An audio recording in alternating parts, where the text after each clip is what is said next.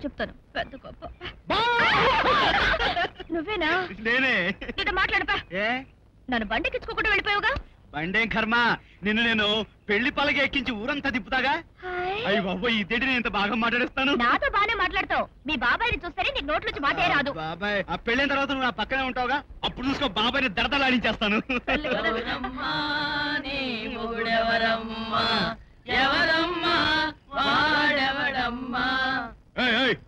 మొగుడెవడంటే పెళ్లికో చూసుకోండి, అప్పుడు తెలుస్తుంది. ఇప్పుడు ఎందుకు గాడిదలా గొంతు పెట్టి నరుస్తారు? ఊరుకొచ్చిన బాబు, అయినా వీళ్ళతో కూడా ఎందుకు? ఊరుకొక ఆడేం పీకుతాడే. ఇలా పిచ్చి పిచ్చిగా మాట్లాడే ఏం చేస్తాను నాకే తెలియదు.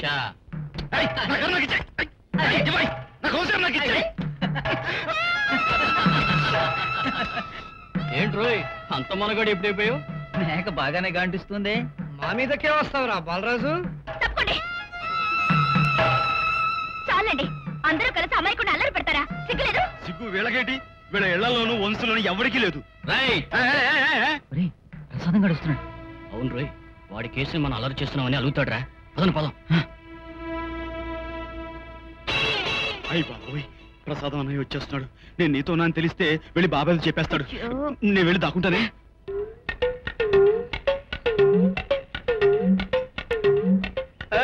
ఏంటే ఒంటరిగా మన కోసం ఏంటి? ఇదిగో, ఇలాంటి మాటలంటేనే నాకు ఒళ్ళు పడుతుంది. వండనివే, ఆ మంటల్ని పన్నీర్ జల్లి నేను అర్పేస్తాగా. ఎక్కడికి వెళ్తావే? వదలనుగా. వదలవా? వదలనంటే వదలనుగా. నేను వదిలేస్తానుగా.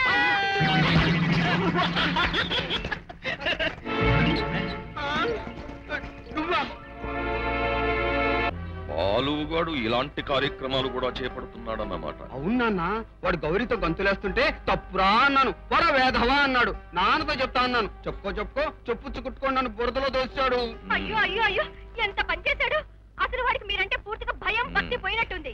మీరు ఒక చవటలాగా, ఒక సన్నాసిలాగా, ఎందుకో పనికిరాని దద్దమ్మలాగా కనిపిస్తున్నారేమో వాడికంటే. వాడి కంటికి నేను ఎలా కనిపిస్తున్నానో నువ్వు ప్రత్యేకించేం చెప్పక్కర్లేదు. నోర్మయ్య, వాడిని ఇంటికి రాని, వాడి సంగతి చూస్తాను. రారా బాలు రా. వస్తాను బాబాయ్. ఏరా, చేతులెత్తి దండం పెట్టవలసిన అన్నయ్యని తున్నపోతులాగా బురదలోకి తోసేస్తావా? నేను తోయలేదు, దేవుడు తోడు. పైగా దేవుడు తోడు, పాలతోడు, పెరుగుతోడు అని అబద్ధాలు కూడా చెప్తావా? అబద్ధాలు కాదు బాబాయ్, కావాలంటే గౌరీని అడుగు. అంటే అన్నయ్య కంటే నీకు గౌరీ ఎక్కువ అన్నమాట. లాభం లేదురా, నువ్వు క్రమశిక్షణ తప్పుతున్నావు. అర్జెంటుగా నిన్ను దారిలో పెట్టక తప్పదు. బాబాయ్ లేదు బాబాయ్, నేను దారిలోనే ఉన్నాను. అన్నయ్య, మీరు కన్ను మూస్తూ బాలుని నా చేతుల్లో పెట్టారు. క్రమశిక్షణతో పెంచమని మరీ చెప్పి నాకు పెద్ద పరీక్ష పెట్టారు. వాడి అమాయకమైన మొహం చూస్తుంటే గుండె కరిగిపోతుంది. మరో పక్క క్రమశిక్షణ గుర్తుకొస్తుంది.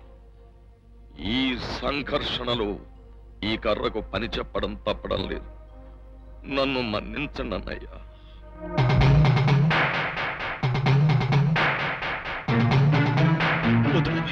తప్పదురా, నిన్ను కొట్టడానికి చేతులు రాకే ఈ కర్రతో కొడుతున్నాను. నన్ను కొట్టదు బాబాయ్. మందరా, తాంబూలం పట్టరా. నన్ను కొట్టదు బాబాయ్. నేనేం చేయలేదు బాబాయ్. బాబాయ్ కొట్టద్దు, కొట్టుకు బాబాయ్. బాబాయ్ బాబాయ్ బాబాయ్ బాబాయ్ బాబాయ్ కొట్టు బాబాయ్. బాబాయ్ బాబాయ్ నీ కాలు పట్టుకున్నాను బాబాయ్. బాబాయ్ నన్ను కొట్టుకు బాబాయ్. బాబాయ్ బాబాయ్ నీ కాలు పట్టుకున్నాను బాబాయ్. బాబాయ్ బాబాయ్ చాలు బాబాయ్. బాబాయ్ నీకు ప్రాణాలు బొమ్మలో తోసాను బాబాయ్. తప్పైపోయింది. ఎందుకు వాడిని అలా చావబడుతున్నారు? ఎంత మాట అన్నారు వదిన గారు? వాణ్ణి కొట్టడం నా కాలక్షేపం అనుకున్నారా? అన్నయ్య గారికి ఇచ్చిన మాట కోసం కొడుతున్నాను. వాణ్ణి కొట్టే ప్రతి దెబ్బ నా గుండెల్ని బద్దలు కొడుతూనే ఉంది. అయినా నాకు తప్పడం లేదు. నా కొడుకు పాడైపోయినా సరే అని వాడిని వదిలేశా. అన్నయ్య గారి కోసం, అన్నయ్య గారికి ఇచ్చిన మాట కోసం, అన్నయ్య గారి ఆత్మశాంతి కోసం, వీడి క్రమశిక్షణ కోసం ఏడుస్తూనే కొడుతున్నాను, బాధపడుతూనే పడుతున్నాను. అర్థం చేసుకోండి. ఎందుకమ్మా బాబాయ్ నన్ను ఊరికే కొడతాడు? చిన్నప్పటి నుంచి అంతే. నేను తప్పు చేసిన నన్నే కొడతాడు. ఆ ప్రసాదం గారు తప్పు చేసినా నన్నే కొడతాడు. ఊరుకో బాబు, మన వంశ గౌరవం నిలబెట్టేలా నిన్ను పెంచుతానని మీ బాబాయ్ మీ నాన్నగారికి మాట ఇచ్చారట. అందుకేనేమో ఏమైనా నీ బాగు కోసమేగా. ఏంటమ్మా బాగు కోసం అన్యాయంగా నేను ఇలా కొట్టడమా? పట్నం వెళ్ళి చదువుకుంటానంటే వద్దన్నాడు. దగ్గరుండి పొలం పనులు చూసుకుంటానంటే కాదన్నాడు. పోనీ 10 మందితో సరదాగా తిరుగుతానంటే వీల్లేదన్నాడు. పాలేరులాగా రోజు నా చేత ఇంటి పనులు చేయించడం, ఇలా గొడ్డును బాధటం. అప్పుడప్పుడు ఈ దెబ్బలు తినలేక ఎక్కడికైనా దూరంగా పారిపోనుందమ్మా. కానీ నిన్ను వదిలిపెట్టి ఎక్కడికి వెళ్తాను? బాలు, అమ్మా, ఇదంతా నాన్న లేకపోబట్టేగా. అదే నాన్నుంటే బాబాయ్ ఇలా నన్ను కొట్టేవాడా? బాలు.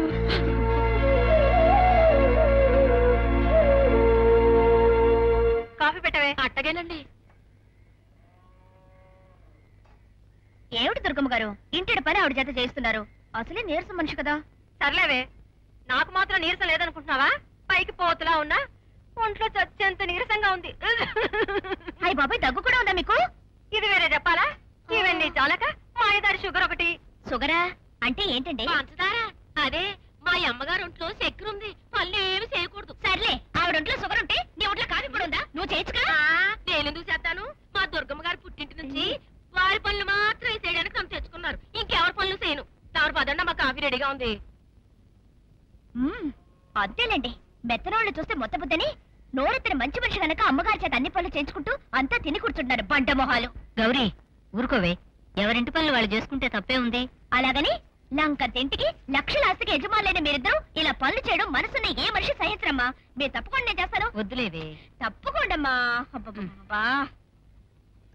రండి రండి.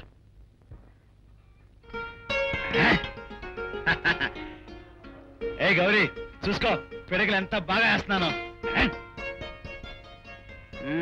ఏట్రా, పని బాగా చేస్తున్నావా? నువ్వు బాగా మెక్కుతున్నావుగా, మెక్కు.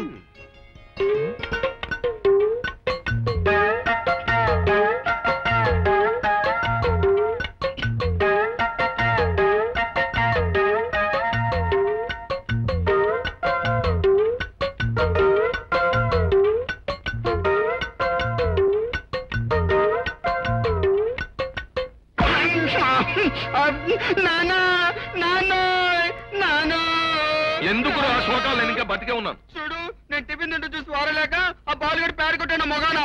లేదు బాబాయ్, గోడకేసి పిడకలు కొడుతుంటే అందులో ఒకడు గురి తప్పి వెళ్ళి మొహం తగిలింది. గురి తప్పడం కాదురా, నువ్వు క్రమశిక్షణ తప్పుతున్నావు. బాబాయ్, పొరపాటైపోయింది. ఒక్క పొరపాటు కూడా నువ్వు చేయకుండా పెంచవలసిన బాధ్యత నాది. సరే, ముందు ఆ పేడ పని ఆపి హాల్లోకి వెళ్ళి బూజులు దులుపు. ఈలోగా నా పని పూర్తి చేసుకొచ్చి నీ పని పడతాను. నానా, మరి పేడేం చేయమంటావు? రుచూడు బాగుంటే నాకే, లేకపోతే నీళ్లతో కడిగి. అలాగే. రేపు బాలరాజ్ 25వ పుట్టినరోజు కనుక ఇంతకాలం పవర్ ఆఫ్ అటార్నీగా వ్యవహరిస్తున్న మీ నుంచి సర్వ అధికారాలు హక్కులు అతనికే చెందేటట్లు డాక్యుమెంట్స్ తీసుకొచ్చాం. ఇవ్వనండి. చాలా సంతోషం. ఎన్నాళ్ళు మా అన్నయ్య గారికి ఇచ్చిన మాట కోసం ఆస్తిపాస్తులను 1000 కళ్ళతో చూశాను. ఈ బరువు బాధ్యతల్ని బాలుగాడికి అప్పచెప్పి నేను కృష్ణారామ అనుకుంటాను.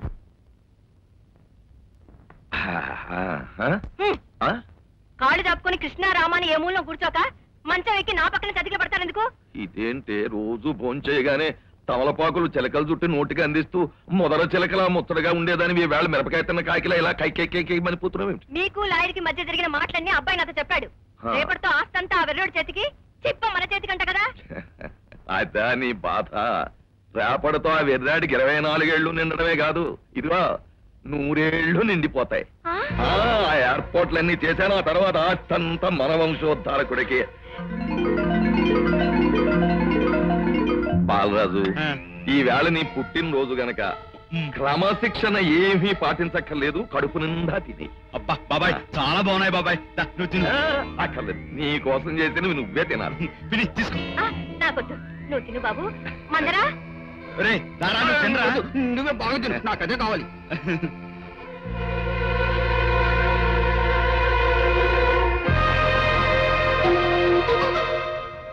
అంటే ఇప్పుడు ఈ స్వీట్స్ లో విషం పెట్టి చంపబోతున్నారన్నమాట. ఎంత దుర్మార్గానికి ఒడిగడుతున్నారు వీళ్ళు. అమ్మా బాబాయ్, చాలా బాగున్నాయి బాబాయ్. బాబాయ్, నాకు రోజు ఇలాగే పెడతావా? ఓ రేపటి నుంచి నీకు రోజు పంచభక్ష్య పరవాణాలే. ఇదిగో దీంతో తుడుచుకో.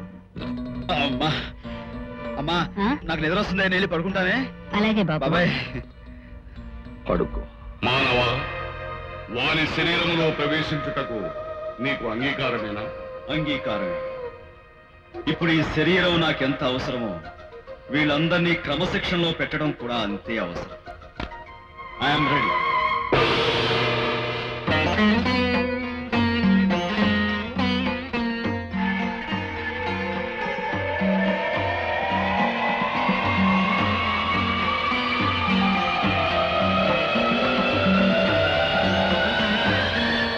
ఎంత తేలిగ్గా ప్రాణాలు తీసేస్తారు మీరు. జీవుడా, సార్, ప్రవేశించము. Thank you. కరచాలనము. మరి నాకు థ్యాంక్స్.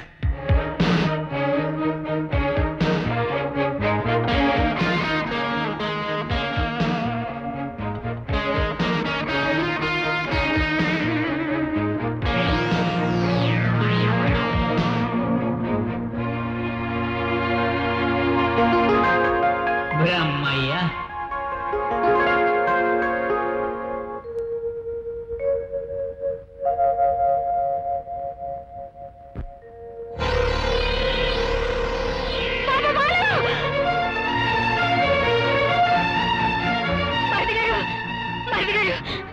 పాలు ఎంత పిలిచినా పలకడం లేదు. ఉలుకు పలుకు లేకుండా పడున్నాడు. అంత కంగారు పడతారేమిటో వదిన గారు. రాత్రి కాస్త మితిమీరి భోంచేశాడుగా, మొద్దు నిద్రపోతున్నాడేమో. నేను వెళ్ళి లేపుతాను. ఈ పత్రాలు ఉంచండి.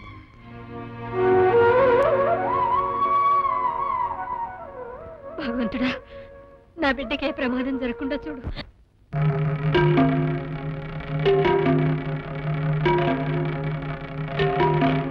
పోయాడు. ఇదిగో ఈ శవాన్ని మోసుకుపోయి హాల్లో పెట్టి ఆ తర్వాత శోకాలు మొదలెడదాం. రేయ్, కోళ్ళ ముచ్చు వెధవా, తలకాయ పుట్టు. వచ్చాను బాబోయ్. నువ్వు చచ్చావేమో కానీ నేను మాత్రం చావను బాబాయ్. ఆ? ఎందుకంటే నేను చిరంజీవి. ప్రభు, ఉమ్, మొత్తం మీద మానవుని బారి నుండి బయటపడిచి. ఉమ్, ప్రభు, ఉమ్. నాదొక చిన్న సందేహం. ఏమది? ప్రస్తుతము ఈ మానవుని శరీరము బాలరాజుదైనను ఆత్మ ఖాళీయను అనేది కదా. ఆ గత జన్మ స్మృతులతో ఈతడి ఇచ్చట ఎట్లు మనగలడు? విచిత్రగుప్త, ప్రస్తుతము ఈ మానవునికి ఆ జన్మకు సంబంధించిన విషయములేవీ గుర్తుండవు. ఏ కారణము చేతనైనను ఆ జన్మకు సంబంధించిన వ్యక్తులను కలిసినప్పుడు గాని, సంఘటనలు విన్నప్పుడు గాని పూర్వజన్మ జ్ఞానము కలుగుటకు అవకాశం ఉన్నది. అని అట్లు జరుగుటకు అవకాశమే లేదు కదా. కనుక మనము నిశ్చింతగా ఉండవచ్చు.